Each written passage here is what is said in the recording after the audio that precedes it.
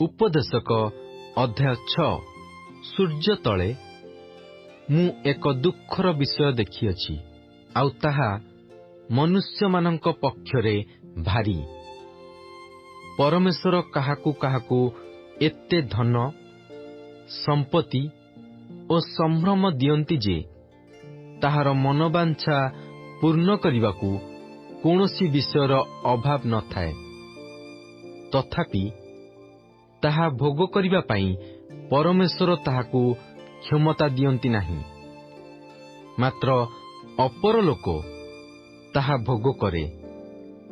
ଏହା ଅସାର ଓ ମନ୍ଦ ବ୍ୟାଧି ସ୍ୱରୂପ।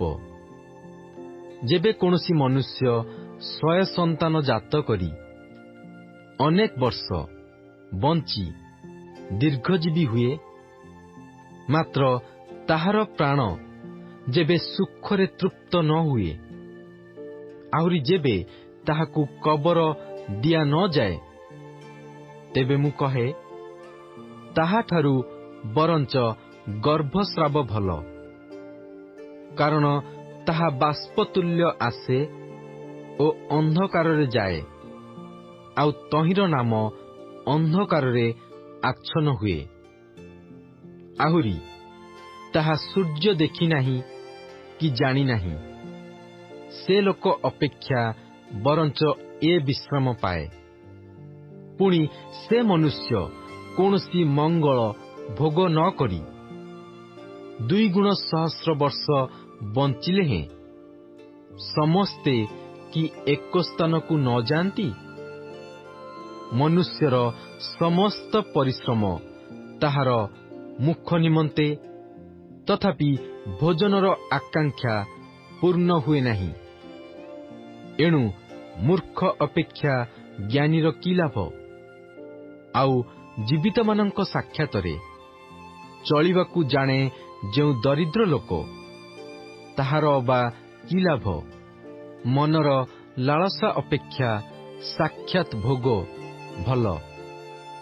ଏହା ହିଁ ଅସାର ଓ ବାୟୁର ପଶ୍ଚାଦ୍ଧାବନ ମାତ୍ର।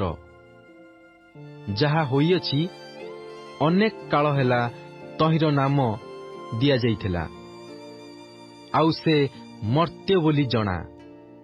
ପୁଣି ସେ ଆପଣା ଅପେକ୍ଷା ପରାକ୍ରାନ୍ତ ସଙ୍ଗେ ବିରୋଧ କରି ନ ପାରେ। ଅସାରତାବର୍ଦ୍ଧକ ଅନେକ କଥା ଅଛି, ତହିଁରେ ମନୁଷ୍ୟର କି ଲାଭ? କାରଣ ମନୁଷ୍ୟ ଛାୟାତୁଲ୍ୟ ଆପଣାର ଯେଉଁ ଅସାର ଜୀବନର ଦିନ ସବୁ କ୍ଷେପଣ କରେ, ସେହି ଜୀବନ କାଳରେ ତାହାର ମଙ୍ଗଳ କଣ ଏହା କିଏ ଜାଣେ? ଆଉ ମନୁଷ୍ୟର ମରଣାନ୍ତେ ସୂର୍ଯ୍ୟ ତଳେ ଯାହା ଘଟିବ, ଏହା କିଏ ତାହାକୁ ଜଣାଇପାରେ?